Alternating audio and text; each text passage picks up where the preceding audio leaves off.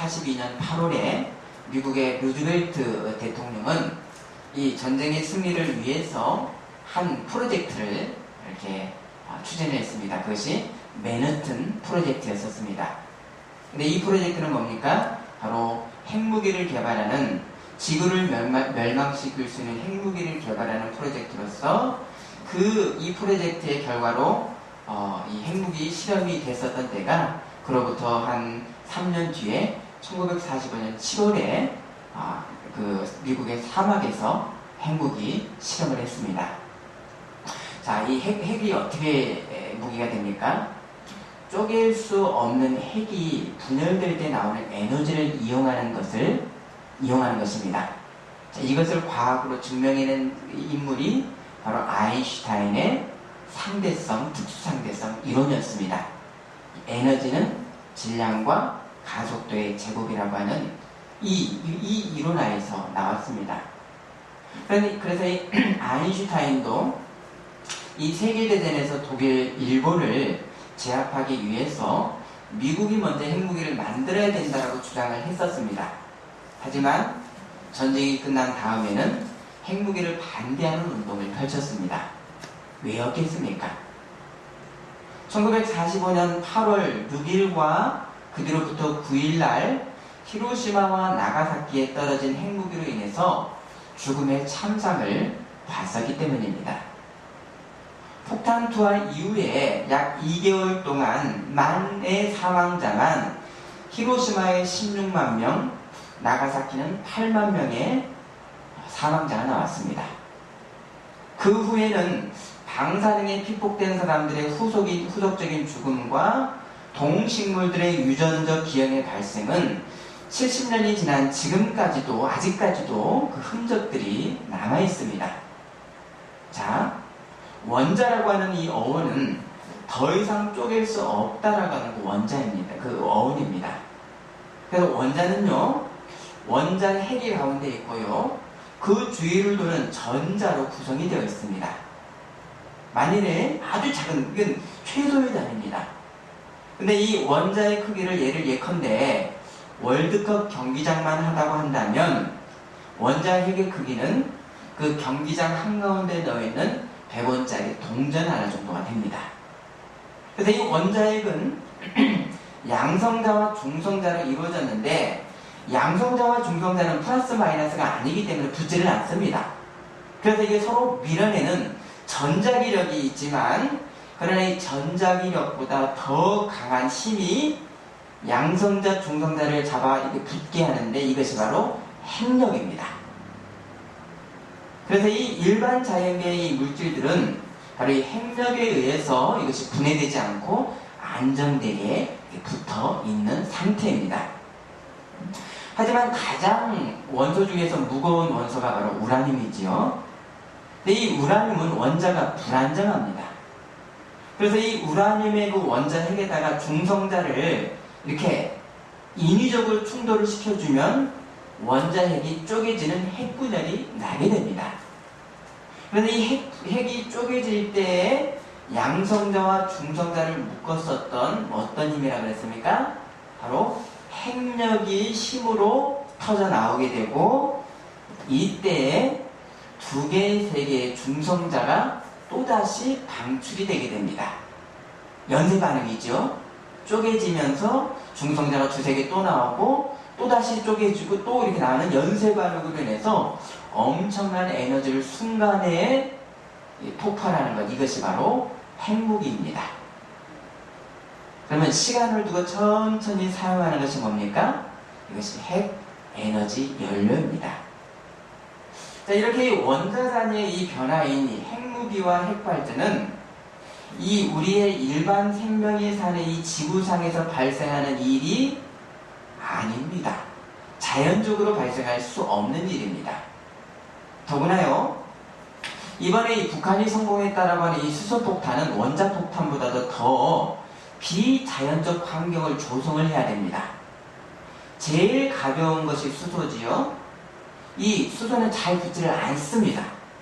근데 이 수소를 붙게 하기 위해서는 폭탄 안의 온도를 2억 도까지 올려야 됩니다. 이 온도는 태양 표면의 온도보다도 더 높은 온도입니다. 그럼 이런 온도를 내려고 폭탄 안에서 우라늄의 핵분열로 의해서 열을 올려서 수소가 붙는 데까지 온도를 올려줘야 됩니다. 자, 이런 이 핵무기의 발생은 더 이상 쪼갤 수 없는 원자를 인위적으로 쪼갠다라고 하는 것에서부터 태양 표면에도 없는 온도까지 올린다는 인위적인 이 모습에서부터 뭐가 있습니까? 자연을 거스르는 극단적인 폭력이 있는 것입니다. 여러분, 폭력이라는 게 사람이 주먹으로 때리는 것만 폭력입니까? 자연에 없는 것을 인위적으로 이렇게 올려 끌어당기는 것, 이것이 폭력 아니, 극단적 폭력 아니겠습니까? 사람은 이 자연의 질서에 사는 존재인데 인위적인 이 핵분열은 자연 질서의 변형과 훼손으로만 얻어지는 것입니다. 하물며 수소폭탄은 태양의 표면에도 없는 그 온도를 만드는 그 순간에 결과는 뭡니까? 수백만의 사람을 죽일 수 있는 환경을 만드는 것입니다. 하나님을 떠난 이 죄악의 사람이 이 죽음의 역사를 만드는 대표적 모델이 뭡니까?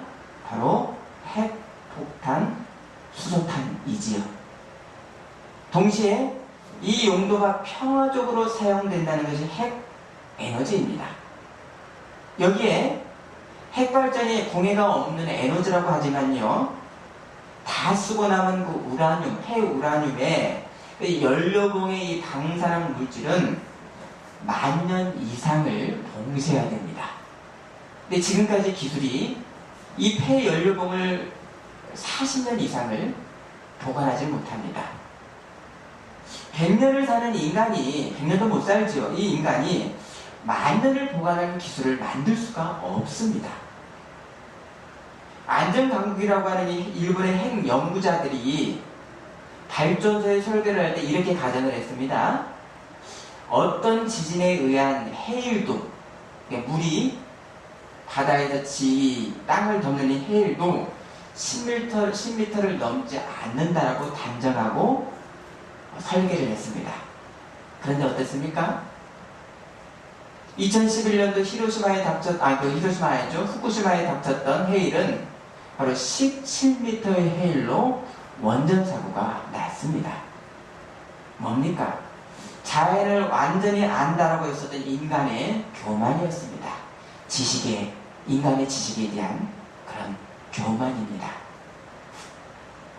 하나님이 사람을 지으셨을 때 하나님의 형상을 따라 하나님의 모양대로 사람을 지으셨습니다. 곧 하나님의 형상으로 지어진 이 사람은 어떤 존재입니까?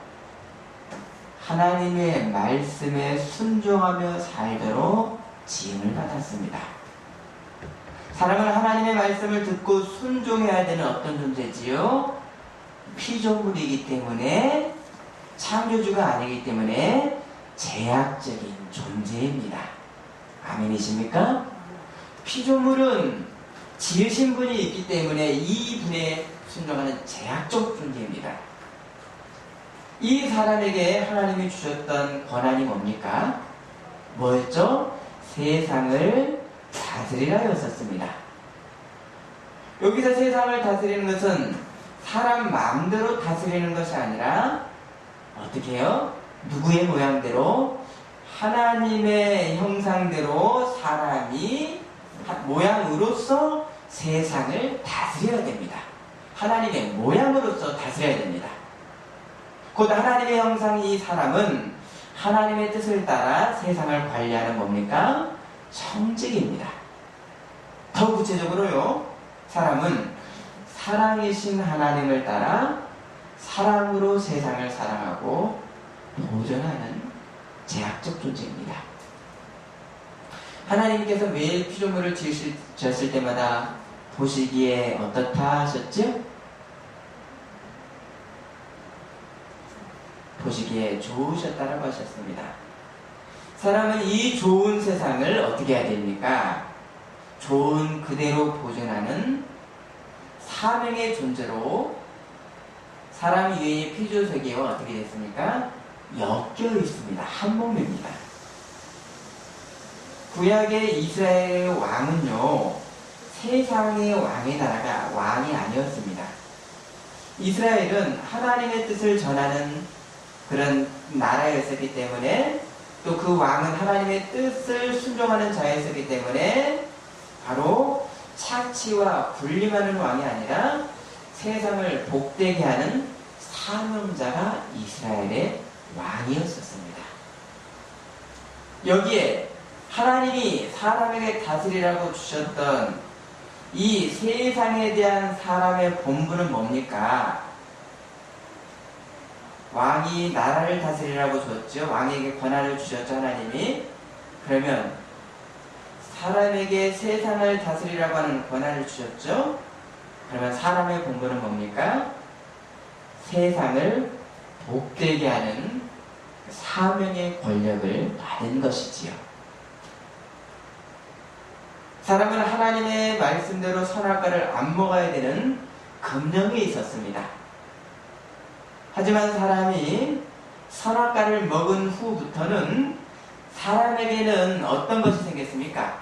먹은 후부터 사람에게는 지식이 생겼죠. 어떤 지식이죠? 선한 지식뿐만 아니라 악한 지식도 사용할 수 있는 위치에 서게 됐습니다. 맞지요? 네. 그래서 사람은 어떤 착각이 할 수 있습니까? 내가 선도하고 악다니까 내가 하나님이라고 할 수 있는 위치에 서게 됐습니다. 하지만 사람이 내가 하나님의 피조물이라고 하는 이 인식을 버릴 때 사람은 어떻게 되죠? 죽습니다. 그때가 이미 죽음입니다. 에스겔 28장 2절 우리 한번 아침 시간에 돌릴 수 있습니다. 한번 찾아보십니다. 에스겔 28장 2절입니다. 구약 에스겔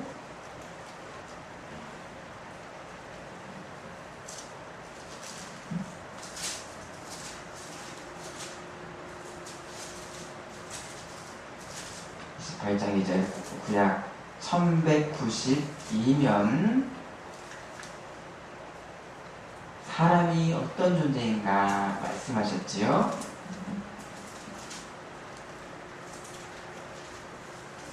에스겔 28장 2절 말씀 잘 읽어주십니다.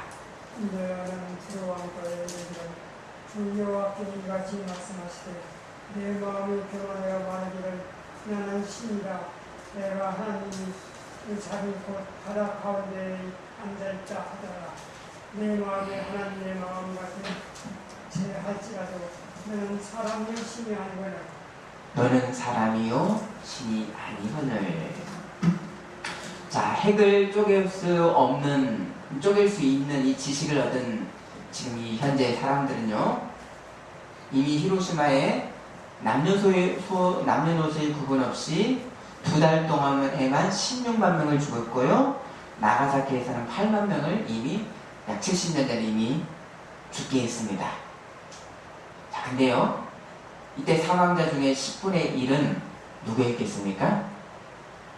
조센진, 징용에 끌려가셨던 우리의 조상들이었습니다. 독일의 생태철학자였었던 한수 요나스라고 하는 분이 남긴 예리한 기술을 한번 소개합니다. 능력과 책임은 밀접하게 연결되어 있다. 그래서 과학기술로 가능해진 인간의 어떤 행위에는 책임이 따라야 된다 라고 했습니다. 행위에는 책임이 따라야 된다. 자, 이어집니다. 할 수 있기 때문에 해야 한다는 칸트의 명제는 할 수 있다고 해야 하는가? 라는 질문으로 바뀌어야 된다. 사람이 다 알 수 있다고 다 알아야 되는가? 할 수 있다고 다 해야 되는가로 바뀌어야 된다라고 하는 그 의미는, 그러면 행위와 정체성 중에 무엇이 더 중요하다는 질문입니까? 사람이 무엇을 알 수 있고 행동할 수 있다는 것보다 하나님의 형상으로 지음받은 사람의 본분이 더 중요하다고 하는 그런 의미입니다. 하나님과 화평한 사람은, 곧 하나님의 형상이 회복된 사람은 어떤 사람입니까? 이제 세상과도 화평한 청지기입니다. 청지기는 어떤 사람입니까? 맨발로 이 땅을, 밭을 가는 사람이지 군화로 땅을 짓이기는 지배자가 아닙니다. 맨발로 땅을 가는 사람입니다. 우리가 받은 하나님의 형상은 하나님의 사랑입니다. 하나님께서 우리에게 선도 행할 수 있고 악도 행할 수 있는 자유의지를 주셨던 것에서부터 하나님은 무엇을 하셨겠습니까? 한번 생각해 보십시오. 하나님의 뜻에 거역할 수 있는 자유의지를 우리에게 주셨습니다. 전능하신 하나님께서는 이미 사람을 지으셨을 때부터 무엇을 행하셨습니까? 그러면 헤아려 보십시오. 자기를 제한하신 것입니다. 아멘이십니까? 자기를 제한하셨습니다. 내 마음대로 하는 그런 존재가 아니라 당신의 능력을 제한하셨기 때문에 사람에게 자유의지를 주신 것입니다. 왜입니까? 우리를 사람과 인격적인 관계, 하나님과 대등할 수 없는 이 피조물을 인격적인 그런 대등한 관계로 만나시려고 당신을 제안하셨습니다. 또 하나님이 당신을 제안해 주셨기 때문에 하나님 아닌 다른 존재가 있을 수 있습니다. 우리가 누군가와 함께 살아야 된다는 것은 나를 제한해야 됩니다.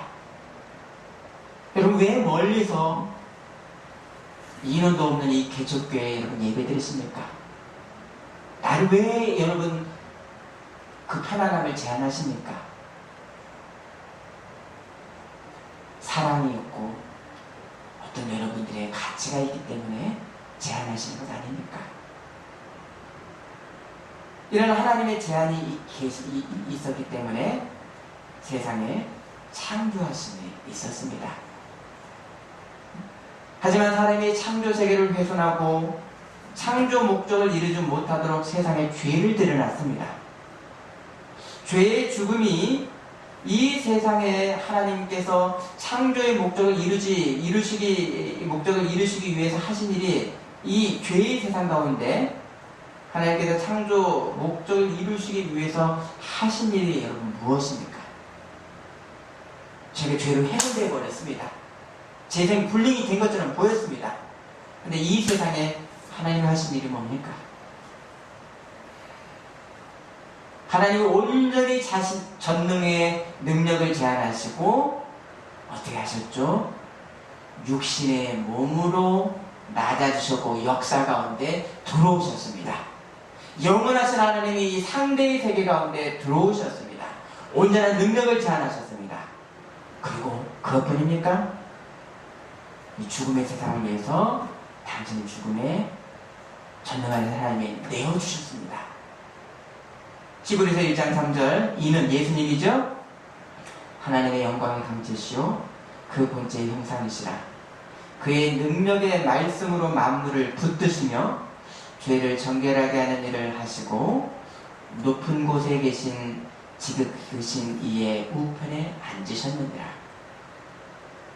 이제는 하나님이 이 죄악의 세상을 아들의 대속으로 이미 새롭게 하셨습니다. 그래서 세상에는 무엇이 있습니까? 이미 새하늘과 새 땅을 이미 받은 하나님의 나라가 이미 있습니다. 이미 하나님의 나라가 있습니다. 이 죄악의 세상 가운데. 여기 하나님 나라 백성인 우리 성도들은 하나님의 형상이 회복된 사람들입니다. 그러면 아담이 받았었던 이 하나님의 형상, 곧 아담이 받았었던 하나님의 형상, 하나님의 모상, 원래의 본체는 무엇입니까?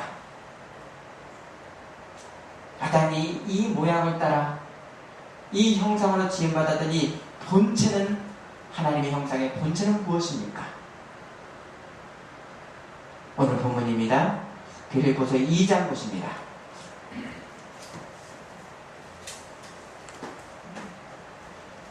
자, 2장 5절 자 읽어주십니다. 이 마음을 곧 그리스도 예수의 마음입니다. 하나님 권능 하나님을 공지시나 하나님과 동물됨을 취할 것을 여기지 아니하시고 오히려 자기를 비워 종의 형체를 가지사 사람들과 같이 되셨고 사람의 모양으로 나타나다 자기를 낮추시고 죽기까지 복종하셨으니 곧 십자가에서 죽으십니다.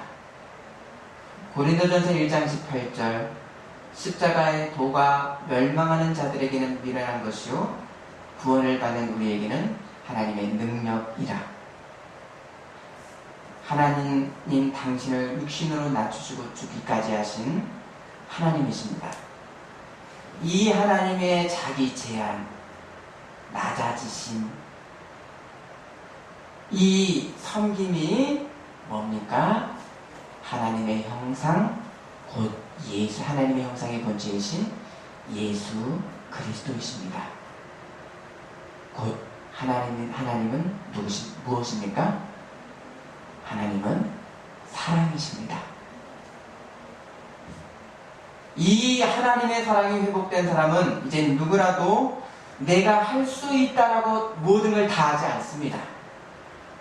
내가 아는 것이 있다라고 해서 사람에게 다 말해서 그 사람을 아프게 하지도 않습니다. 할 능력이 있다라고 해서 핵무기를 만들어 수백만의 사람의 목 끝에다가 칼을 들이밀지도 않습니다. 죽임의 어떤 수단으로도 자신의 원하는 것을 얻으려고 하는 이것이 바로 하나님을 떠난 인간의 죄악의 인간의 전형입니다.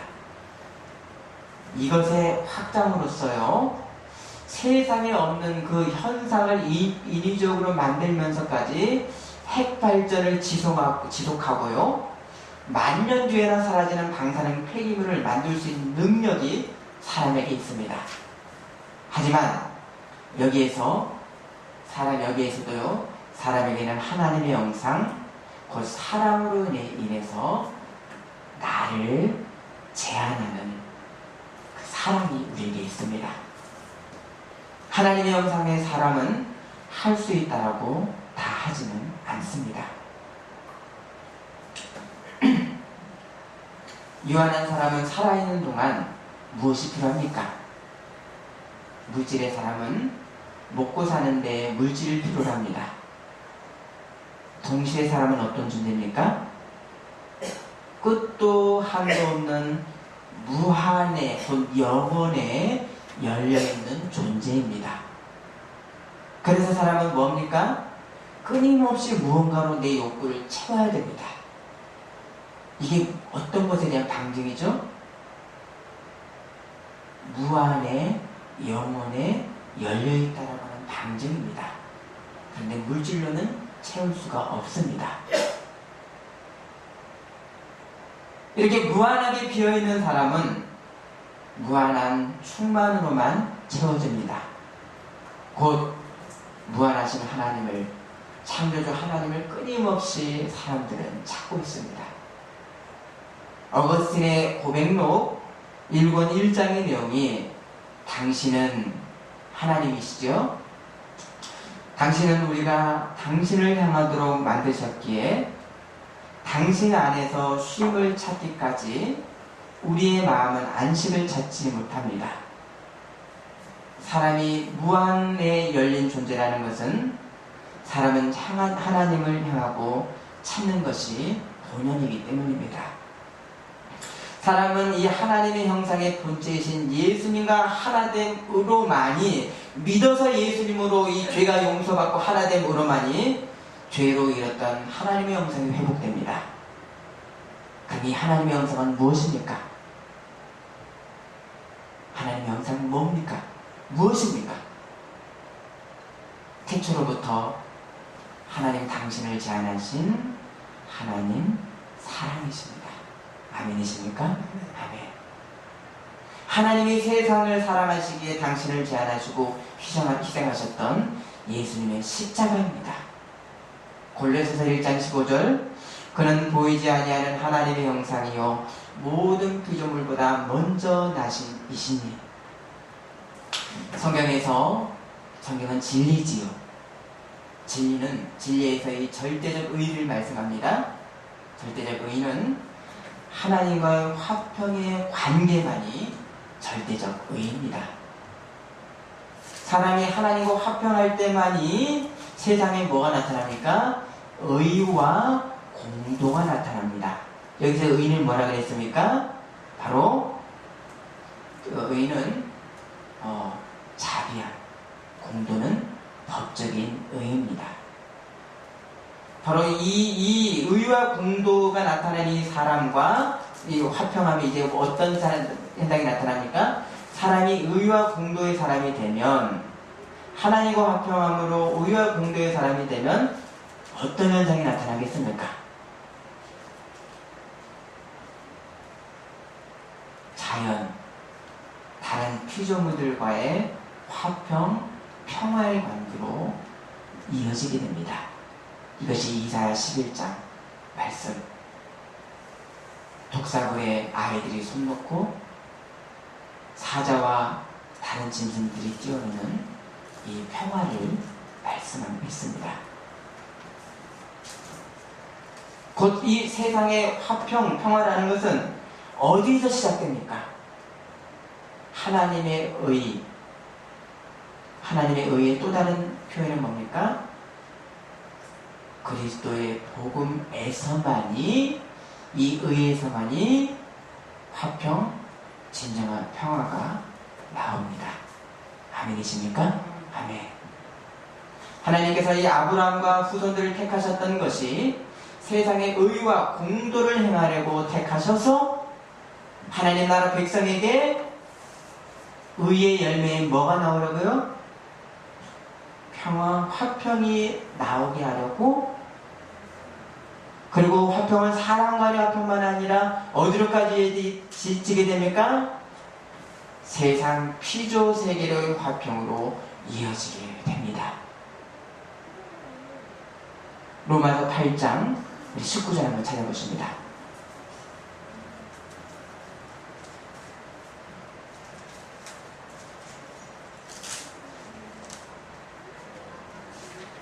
로마서 8장 19절.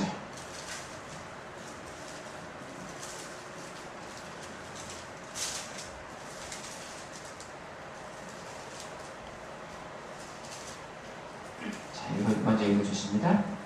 피조물에 거대하는 바는 하나님의 아들들이 나타나는 것이니. 자, 21절입니다. 그 바라는 것은 피조물도 썩어지는 종로를 한 데서 해방되어 하나님의 자녀들의 영광의 자리에 이르는 것입니다. 자, 피조물들이 하나님의 아들들이 나타나는 것을 고대하고 있습니다. 구원받은 자가 피조세계와 화평하는 것들을 고대합니다. 이게 하나님의 구원의 화평의 역사입니다. 하나님 없이 사람이 신이 되려고 하는 이 사람의 죄의 실존에서 나온 대표적 물건이 뭐라 그랬습니까? 바로 핵 무기입니다.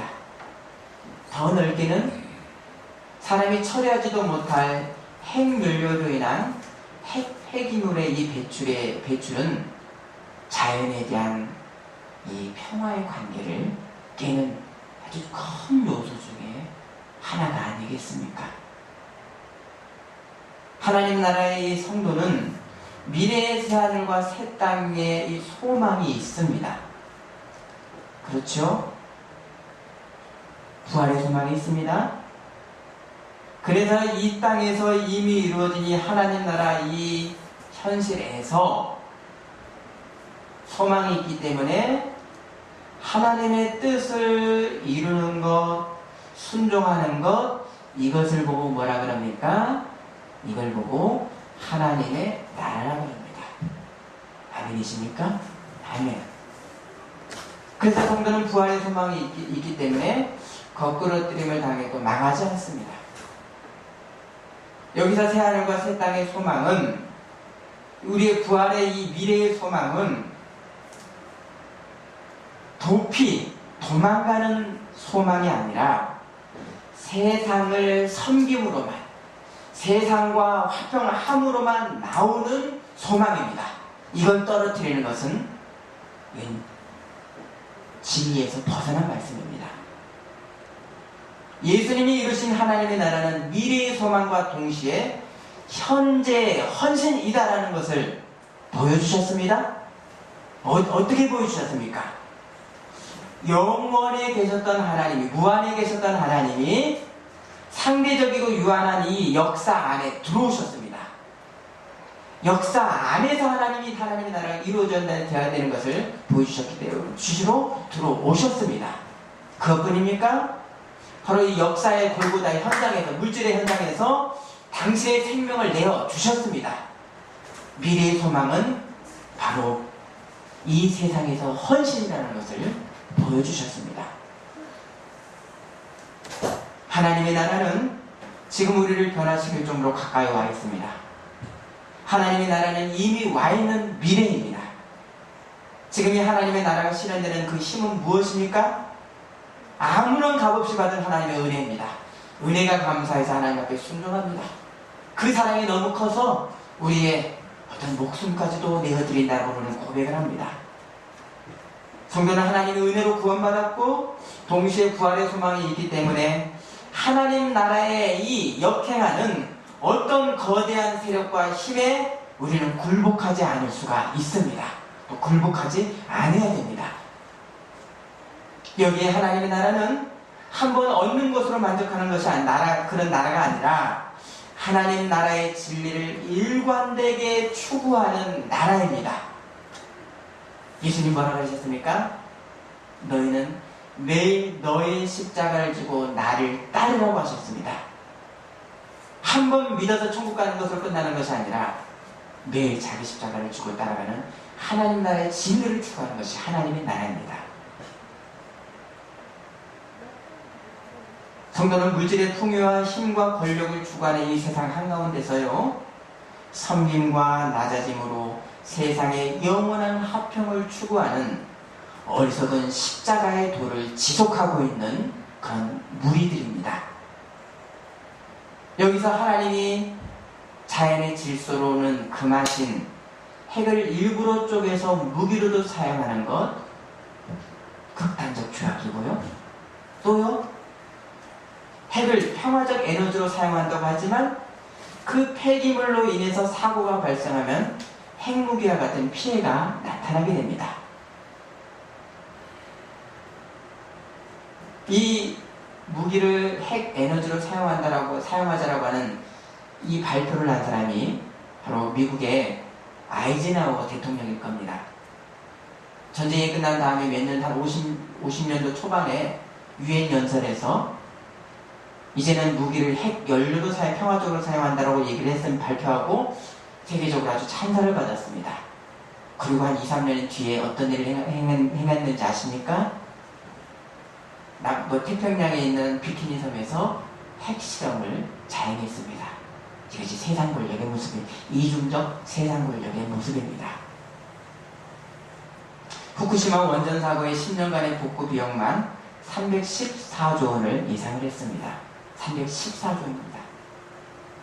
이건 돈이 우선이 아니라 이미 죽음의 땅이 된 그곳은 사람이 살 수가 없습니다.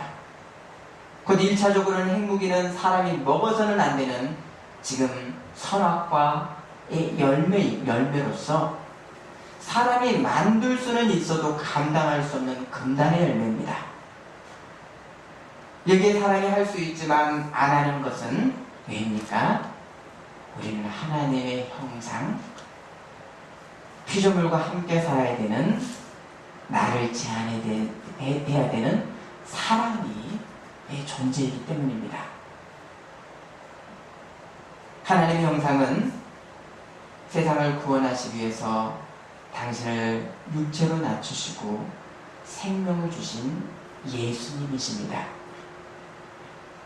하나님은 사랑이시고 하나님의 형상이 회복된 이제 사람도 사랑으로 나를 제한하며 할 수 있지만 평화를 위해서 생명을 위해서 나를 제한하며 사는 것, 이것이 우리의 사람의 본분입니다. 먹고 사는 물질의 의무에만 따르는 그런 세상 나라를 구하지를 않습니다. 우리는 영원한 존재이기 때문입니다. 하나님의 능력인 십자가의 도로서 삽니다. 여기 1차적으로요, 핵무기는 하나님 나라를 위협하는 죄악의 요충지로서 죽음의 열매를 늘 품고 있습니다. 더해서 핵 에너지 또한도 감당할 수 없는 그 죽음의 위협의 불을 안고 있는 형국이라는 것을 우리는 원론적으로 우리는 가지고 있어야 됩니다. 왜 우리는 핵연료를 포기하지 않으려고 합니까? 이미 누리고 있는 풍요에 길들여졌습니다. 풍요와 소비를 포기하지 않으려고 하는 이 관성에 의해서 자연 파괴의 위험성을 안고도 핵 에너지의 사용을 멈추기를 주저하고 있습니다. 그러나 원론적으로는 자연에 없는 폭력으로 나타난 에너지인 것입니다. 자, 이것이 원론이죠. 이게 진리죠. 그러나 또 있지요. 최선을 할 수 없으면 차선이 있습니다. 최악이 있으면 우리는 최악을 위해서 차악을 택하는 어떤 현실적인 어떤 그런 문제들이 또 남아있는 그런 부분이 있습니다. 우리가 전술핵을 배치하냐 마냐 라고 하는 어떤 그런 어떤 최악의 어떤 상황 가운데서 우리는 어떤 차선과 차악을 선택해내는지 현실의 부분이 남아있지만 그러나 원론 진리의 부분이 우리에게 있다는 것을 알고 진리 가운데서 우리는 최선의 진리를 추구하는 사람들인 것입니다. 예수님은 모든 사람에게 두 길이 있다는 것을 말씀하셨습니다. 우리 마태복음 7장 13, 14절 말씀 읽고 마칩니다.